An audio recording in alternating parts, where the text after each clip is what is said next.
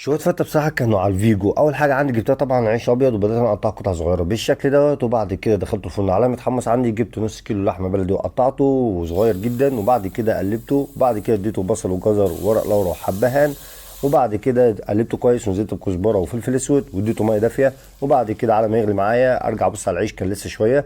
بدأت أسوي صوص الفتة اللي هو البصل وكزتوم وكزبرة وفلفل أسود. وبعد كده نزلت طبعا بسنة من الخل، ونزلت بصوص الطماطم وغطيته واديته معلقتين من الملح وربع معلقة من السكر. وبعد كده بدأت أجيب اللحمة بدأت تستوي عندي، اديتها 3 معالق من الملح ونص معلقة سكر. وجبت الرز واديته توم وكمون وزبدة. وبدأت إن أنا أقلب دوت، وخدت البيون بتاع اللحمة. وبس على كده. الفتة بصراحة قسمتها على مرحلتين، مرحلة اديتها الأول والمرحلة التانية.